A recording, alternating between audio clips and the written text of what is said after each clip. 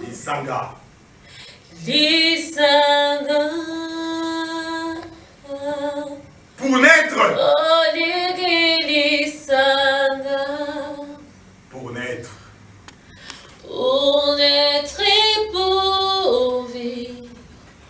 Lisanga. Lisanga.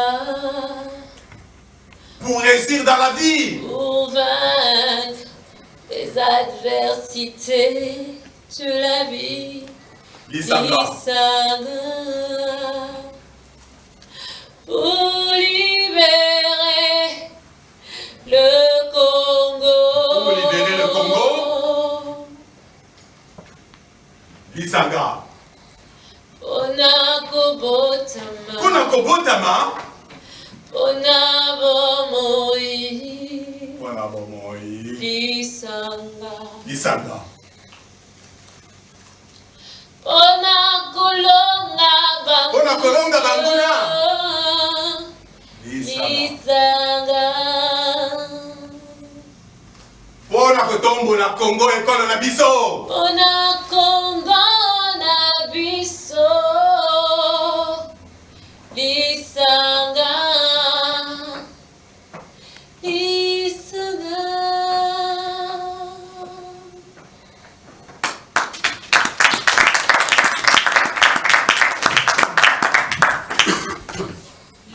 C'était Lisanga, écrit et mis en scène par Cheikh Fita, votre serviteur.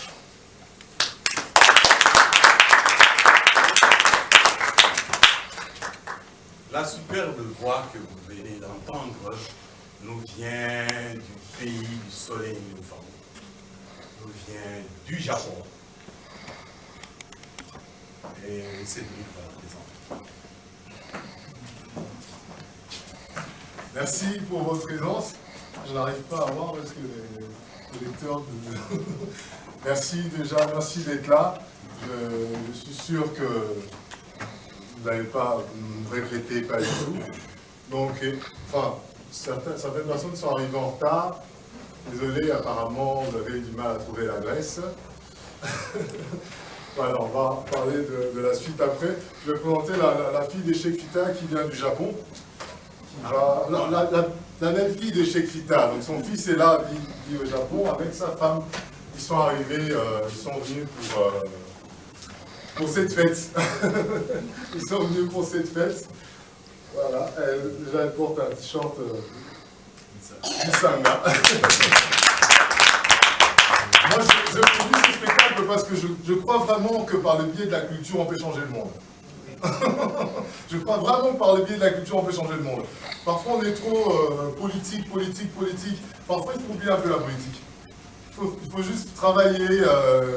Les gens qui ont changé le monde dans d'autres pays, même dans d'autres pays, on voit des écrivains, des intellectuels, des artistes qui font passer des idées, qui ont permis de changer le monde, et les politiques prennent ces idées pour exécuter. C'est pour ça qu'on appelle ça le pouvoir exécutif.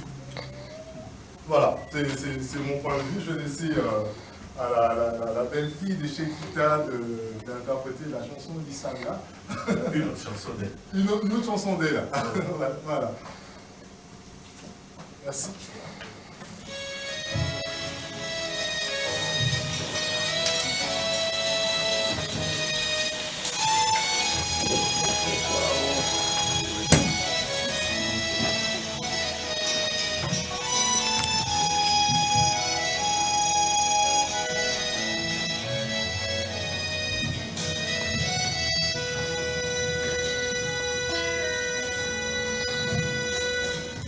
Oh, je n'ai resté pas dans le silence. Ne t'étais pas et ne te repose pas.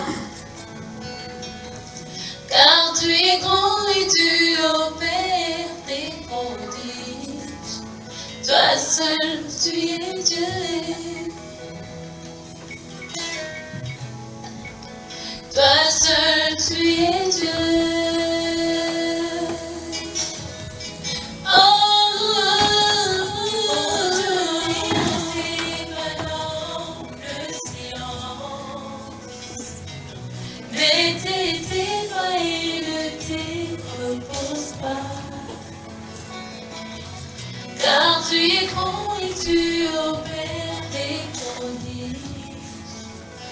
seul, tu es Dieu. Tu es Dieu. Toi seul, tu es Dieu.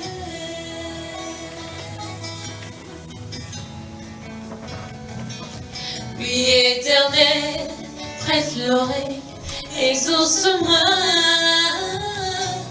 car je suis malheureuse et indigente,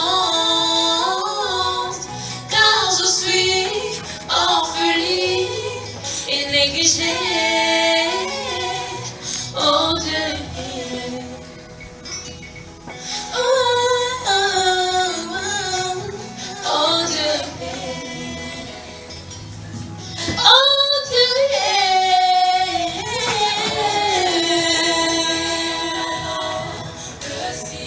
Ne restez pas dans le silence. Repose pas.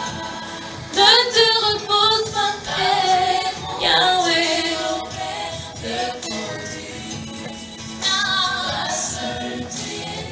Toi seul, tu es Dieu. Tu es Dieu. Tu es Dieu.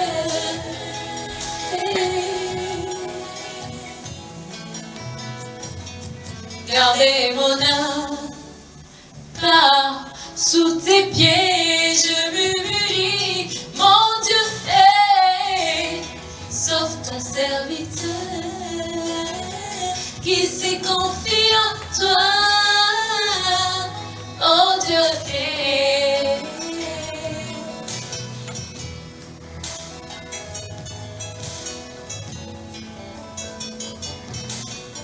Je viens vers toi, la pauvre pécheresse, et exauce-moi. Oh, oh, oh. Yeah, yeah. Na, na, na, na, na, na, na, na, na, na, na. Toi seul, tu es Dieu, tu es Dieu, yeah, yeah. Toi seul, tu es Dieu, yeah. In your presence, there is liberty, joy, healing, and fullness of joy. Oh, Almighty, you are the way, the truth, and the life. Car tu es bon, Seigneur, tu m'as donné. Tu es plein d'amour pour tous ceux qui t'appelaient. Tu es plein d'amour pour tous ceux qui t'invoquaient. Tu réponds toujours à nos besoins. Tu réponds toujours. Oh, oh, à nos besoins, Yahweh. Ne restez pas dans le silence, Yahweh. Ne te repose pas,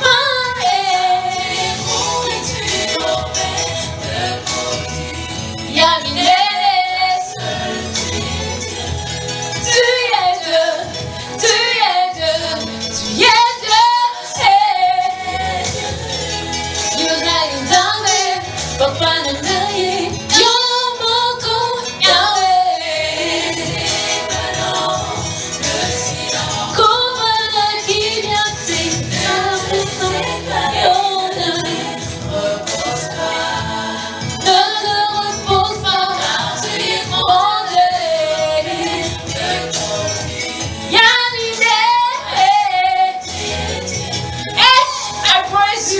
Because you don't change.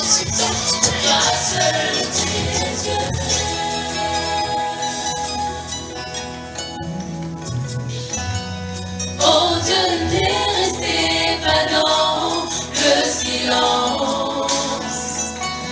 Ne t'éteins pas et ne te repose pas. Car tu es grand et tu opères des prodiges.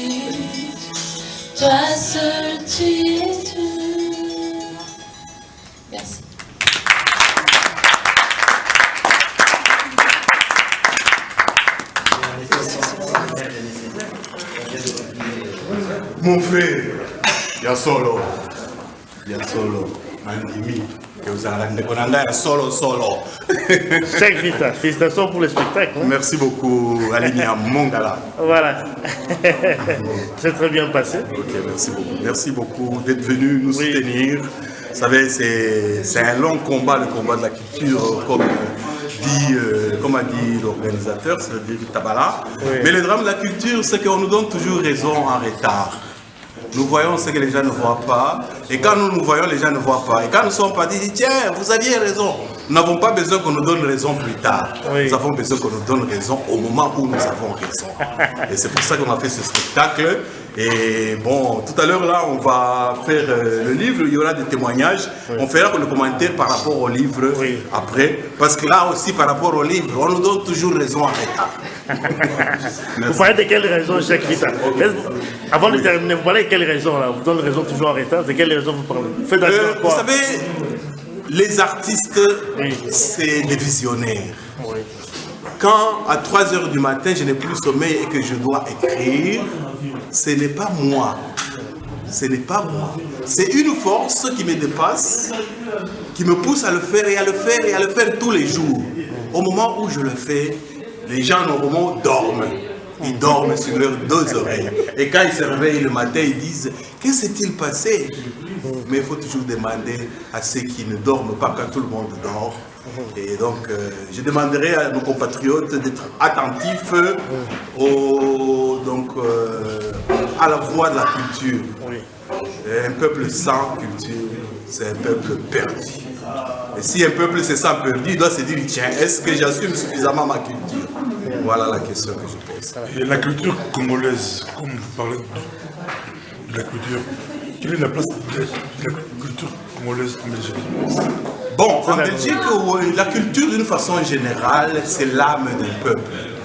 C'est-à-dire, la culture est véhiculée par ce qu'on appelle les créateurs des œuvres de l'esprit.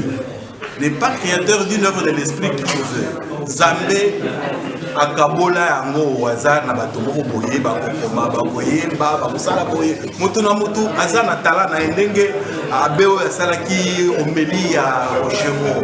Il a dit que chacun a son talent. Et la force d'un peuple, c'est de reconnaître les talents de ses fils. Et un peuple qui ne reconnaît pas les talents de ses fils, c'est un peuple perdu. Voilà. Merci. Merci beaucoup. Okay. Oui. C'est lui qui dit. Voilà.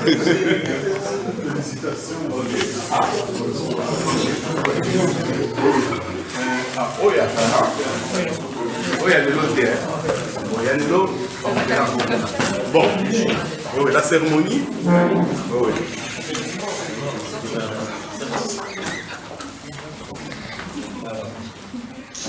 Gérard, là-bas. Je vais inviter le colonel Paulin pour témoigner. Vous pouvez passer par ici.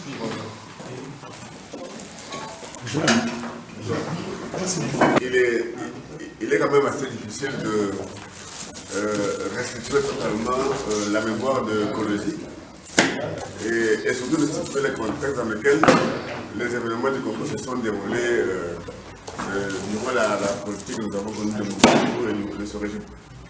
Bon, normalement, en tant qu'officier, j'ai assisté quand même à des débriefings, donc du point de vue militaire. Normalement, ces choses-là ne se répètent pas en public. Mais ce qu'il faut savoir, c'est que ce sont des années assez difficiles pour un pays comme le Congo. Le contexte était assez difficile. La politique congolaise de l'époque du Zaïre, c'était le Congo qui se mêlait de tout. Nous avons guerroyé partout. Nous avons été au Nigeria, nous avons fait le Tchad, et surtout nous avons soutenu pendant plus de 25 ans disons les rebelles de Savimbi, Holden, etc., pour que ce pays ne se relève jamais. Et cela n'a pas tardé. Le retour de la fin, vous la connaissez. Et surtout qu'à ce moment-là aussi, il faut voir cette politique. Je suis le produit de l'armée, école primaire de la poste publique. école des cadets, école militaire. Je suis universitaire, bien entendu, Kinshasa, l'IPEN, le campus. Et ici, j'ai fait une thèse en biométrie de Belgique. Mais nous étions ces enfants abandonnés. Ces militaires, on ne payait pas. Nous avons connu des mois de 45 jours. Alors ça, c'est pour simplement le volet militaire. Mais regardez un peu ce qu'était la politique. On avait une partie unique qui décidait. Les gens n'avaient rien à dire. On ne payait pas les enseignants. Alors, vous comprenez, à ce moment-là, c'était le ras-le-bol. Et c'était simplement un truc qui était soutenu, bien entendu, par l'extérieur, parce que de toute façon, il faut se retenir que Mobutu a été sérieusement sponsorisé et coaché pour que ce pays soit vraiment complètement détruit. Alors, Kolosi, en fait, je ne connaissais pas cette fête. Pourtant, il était là. C'était dans Kolosi, mais j'aimerais ne pas aller dans les détails parce que quand j'étais à Kolosi, je ne connais pas cette fête. Mais il y a je connaissais, je crois, il y a un autre frère, Kabia Diba, qui était professeur à Simoutoche. Alors, pour un peu tout petit peu rapidement restituer, nous sommes un vendredi 12 mai. Ce jour-là, je suis avec mon copain, le capitaine pharmacien Boulaboula. Et je vivais seul parce que ma famille était à Kinshasa. Nous avons pris un verre. Et voilà que jusqu'à 2 h du matin, le samedi matin, on attend vers 5 h du matin le coup de fil. Et un copain qui était avec moi à l'école de cadets, mais qui à un temps avait étudié dans le civil, sort à ma porte et me dit: est-ce que tu as entendu? Mais il m'a trouvé déjà habillé. J'attendais que la cadence de tir que j'entendais, le tir, ce n'était pas les tirs normalement de nos armes. Parce que normalement, avec la formation d'officier et quand on a fait un petit peu les formations, les cadences de tir, c'est quelque chose, c'est un signal, pour, normalement un indicateur pour dire voilà, ça ne va plus. Alors mon ami qui est venu me voir, il dit: écoutez, moi je suis habillé, je vais aller voir ce qui se passe. Et à ce moment-là, nous sommes dans la ville de Kolosi, je suis logé à l'hôtel La Bonne Auberge, juste à la clôture de Cheikh Malika. Et j'entends non loin de là, parce qu'en fait il y avait 2 magasins, Kakwata 1, Kakwata 2. J'entends des coups de fil. Je dis voilà, ça c'est la guerre des enfants qui le font. Le lendemain matin, une guerre éclate. La ville est envahie par des rebelles. Alors Serge, leur fils aîné, et Ilunga, le domestique, ils resteront ainsi enfermés à 5 durant 6 jours. Sans nourriture, sans eau, sans courant, sans information, sous les bombardements et les crépitements des balles. Moins Hommes avait été l'unique pièce zaïroise et théâtre. Le théâtre parmi les 12 finalistes au concours théâtral interafricain de Radio France en 1979. Après sa création à Kolosi, la pièce Moins Hommes fut jouée plusieurs fois dans différentes villes du Katanga par le théâtre Orkan, puis à Kinshasa en 1983 par le théâtre africain des Muses. En direct à la télévision nationale, juste après le journal télévisé du soir. Plusieurs années après cette guerre de Kolosi, les pays africains sont-ils guéris de ce genre de drame, de la nécessité d'être aidés militairement par les Occidentaux pour la sécurité des frontières des personnes de leurs biens? Voilà, merci. On peut applaudir.